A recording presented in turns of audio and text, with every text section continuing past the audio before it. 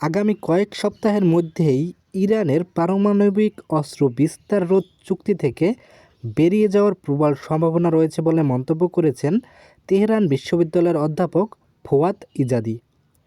কাতার ভিত্তিক সংবাদ মাধ্যম আল জাজিরাকে দেওয়া এক সাক্ষাৎকারে তিনি বলেন, ইরান আন্তর্জাতিক আণবিক শক্তি সংস্থার সাথে সহযোগিতা করে আসছে, কারণ দেশটি পারমাণবিক অস্ত্র বিস্তার রোধ চুক্তির সদস্য।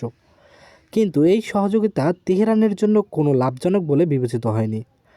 তাই ইরান সম্ভবত চুক্তির 10 নম্বর অনুচ্ছেদ ব্যবহার করবে, যা একটি সদস্য দেশকে চুক্তিটি থেকে বের হয়ে যাওয়ার পথ তৈরি করে দেয়। তিনি আরও বলেন, এনপিটি চুক্তির সদস্য হতেই হবে বিষয়টি এমন নয়, এমন কোনো বাধ্যবাধকতাও নেই। পৃথিবীতে এমন অনেক দেশ আছে যারা সদস্য নয়, যেমন ইসরায়েল। আর বিবাদমান পরিস্থিতি বিবেচনায় ইরানেরও সেখানে থাকার প্রয়োজন আছে বলে মনে করি না।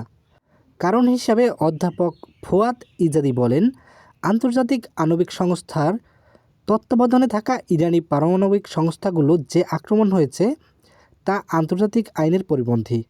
অথচ এই চুক্তির আওতায় থাকার কারণে স্থাপনাগুলো হামলা থেকে মুক্ত থাকার কথা ছিল। যেহেতু এমনটা হয়নি, তাই আর এনপিটিতে থাকার প্রয়োজন নেই। পার্লামেন্টের অধিকাংশ সদস্য এ থেকে বের হতে চায় বলেও তিনি উল্লেখ করেন। এই সময় আগামী কয়েক সপ্তাহের মধ্যে ইরানে এই বিষয়ে বিতর্ক অনুষ্ঠিত হবে বলেও মনে করেন তেহরান বিশ্ববিদ্যালয়ের এই অধ্যাপক।